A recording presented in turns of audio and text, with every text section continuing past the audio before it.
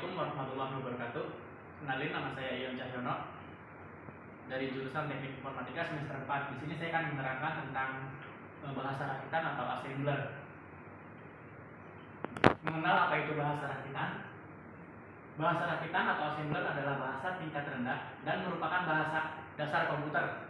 Bahasa ini juga memerlukan logika yang cukup rumit, di samping instruksi yang jauh berbeda dengan bahasa pemrograman lainnya. Kelebihan bahasa rakitan atau assembler: memiliki fasilitas fungsi dan makro.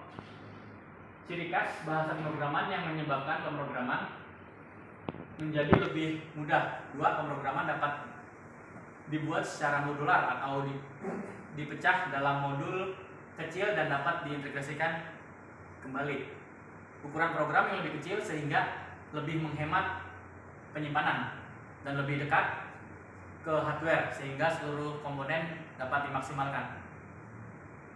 Apa saja yang diperlukan untuk belajar bahasa rakitan? Di sini ada 5 yang kita perlukan. Pertama, ada sistem bilangan, antara lain biner, oktal, desimal, dan heksadesimal. 2, ada pengenalan mikroprosesor. 3, sistem memori dan pengalamatan memori.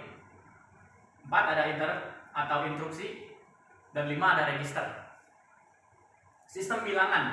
Untuk mempelajari bahasa rakitan, kita harus mengenal beberapa sistem bilangan. Sistem bilangan. Untuk mempelajari bahasa rakitan, kita harus mengenal beberapa sistem bilangan yang sangat berguna dalam mengakses port ataupun menghafal kode ASCII yang penting.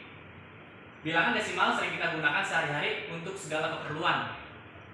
Sedangkan bilangan lainnya sangat dibutuhkan dalam pemrograman bahasa rakitan atau assembler, karena bahasa ini dapat dipakai untuk menjalankan sistem mikroprosesor. Setiap mikroprosesor memiliki bahasa rakitan sendiri. Adapun sistem bilangan yang dipelajari adalah sebagai berikut. Di sini pertama ada bilangan biner. Bilangan ini hanya mengenal angka 0 dan 1, sehingga bilangan ini berdasarkan ada 2. Cara mengkonversi ke bilangan desimal adalah dengan mengalihkan 2 dengan pangkat n atau suku ke n, seperti bilangan desimal mengalihkan 10 dengan pangkat n. Contohnya sebagai berikut. Bisa dilihat, ini 1110 atau biner dikonversikan ke desimal menjadi seperti ini. Next. Bilangan oktal merupakan bilangan berdasar 8. Jadi bilangan ini hanya terdiri dari angka 0 hingga 7. Konversi bilangan oktal ke desimal mempunyai cara yang sama dengan bilangan biner, hanya memakai bilangan dasar 8. Contohnya sebagai berikut. Bilangan desimal. Bilangan ini sudah tidak asing lagi karena digunakan dalam kehidupan sehari-hari. Sistem bilangan ini terdiri dari angka 0 sampai angka 9, sehingga menggunakan dasar 10. Bilangan heksadesimal. Bilangan heksadesimal merupakan bilangan dasar 16, terdiri dari 0 hingga 9, terus A, B, C, D, E, F, dan dipakai dalam kode ASCII dan kode-kode lainnya. Cara mengkonversi ke bilangan desimal sama dengan biner dan oktal. Contohnya sebagai berikut. Memori. Memori merupakan bagian dari komputer yang berfungsi sebagai tempat penyimpanan informasi yang harus diatur dan dijaga sebaik-baiknya. Memori biasanya disebut juga dengan istilah komputer storage. Komputer memori atau memori merupakan piranti komputer yang digunakan sebagai media penyimpanan data dan informasi saat menggunakan komputer. Memori merupakan bagian yang paling penting dalam komputer dan letaknya di dalam CPU atau Central Processing Unit. Sini lanjutan dari memori. Memori berkapasitas 64 KB, yang artinya memiliki kemampuan merekam 64 dikali 1024 byte. Suatu media penyimpanan berupa hard disk 10M berarti memiliki kapasitas terekam 10 kali 1024 byte.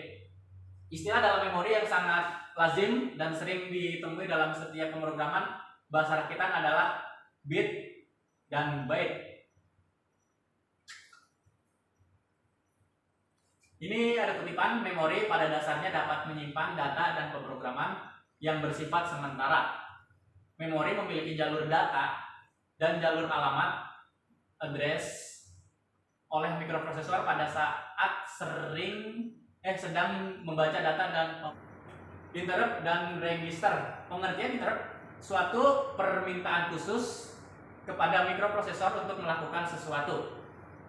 Bila terjadi interupsi, maka komputer akan menghentikan dahulu apa yang sedang dikerjakannya dan melakukan apa yang diminta oleh yang menginstruksi. Sedangkan pengertian register merupakan berfungsi untuk menyimpan sementara hasil dari tahapan operasi aritmatika dan logika pada mikroprosesor.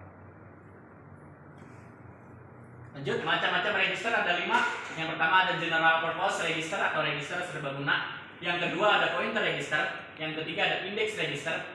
Yang keempat ada segment register. Dan yang kelima ada flag register.